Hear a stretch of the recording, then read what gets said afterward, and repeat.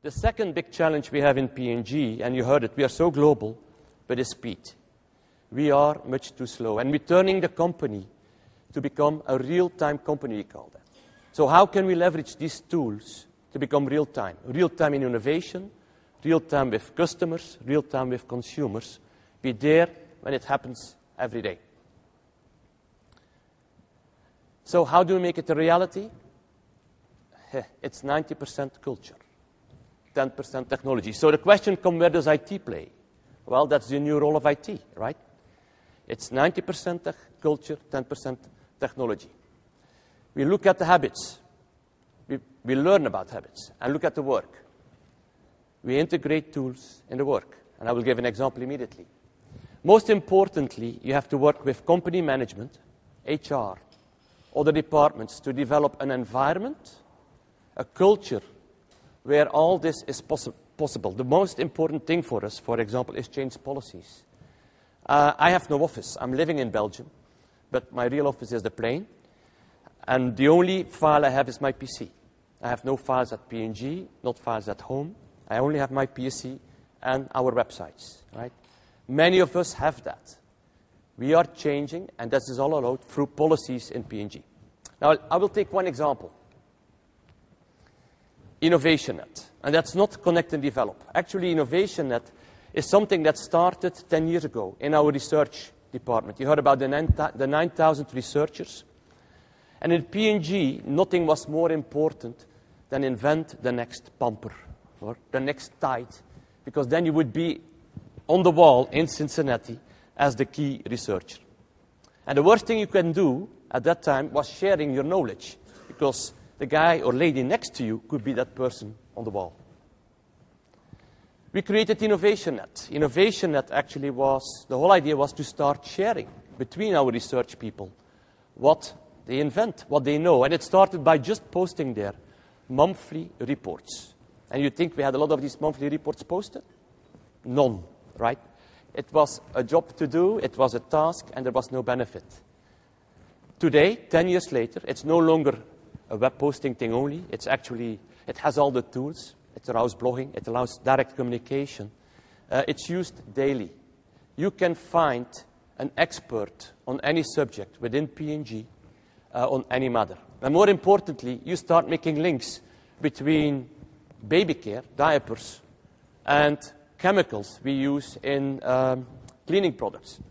Don't worry, it's all safe, but we make these linkages between everything. Okay? Today, this is one of the most used webs within P&G.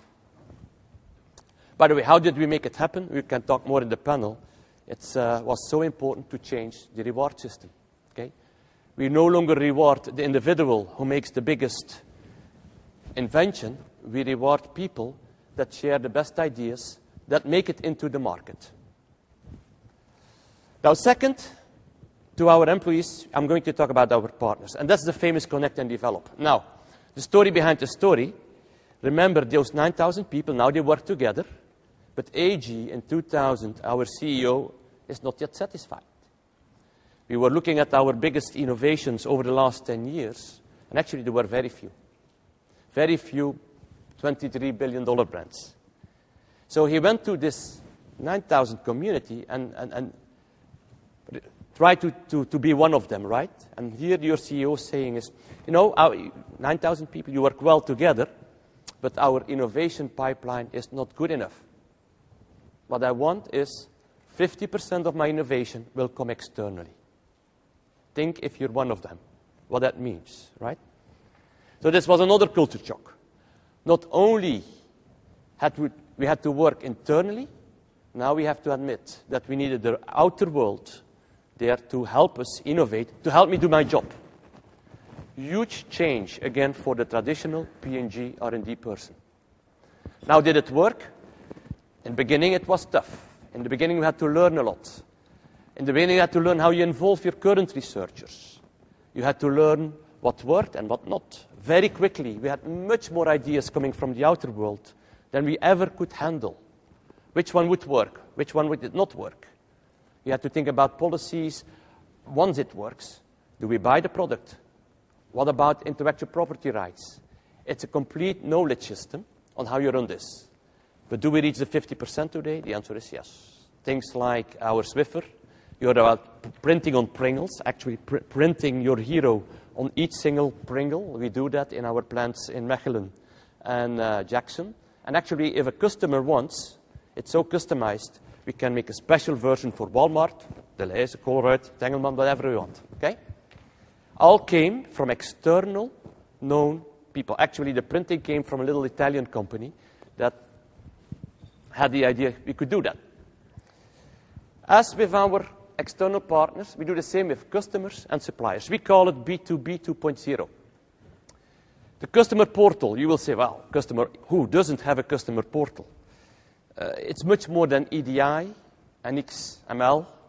It's actually a complete interaction, one-to-one, very specific for small customers. It's not for the big, the Walmarts, the Targets. They can access that too, but you have the one-to-one interaction. We have our salespeople going there. But here I'm talking about the small customers, where we don't have time anymore or value to go on a one-to-one basis. But how do you still drive that one-to-one connection? We do that through personalization on our customer portal. In the US only, $6 billion of our $76 billion business goes through the customer portal with no single salesperson involved. Okay? Equally, we do that at the supplier portal. Today, we have more than 15,000 suppliers on the supplier portal. And there we go from the big ones, like the buyers, to the very small ones. Actually, on the supplier portal, we do all our business. We actually do develop together new raw materials or packing materials for our products. So what we have done is we took the old traditional supplier portal and integrated the new tools using the web tools to make this all happen.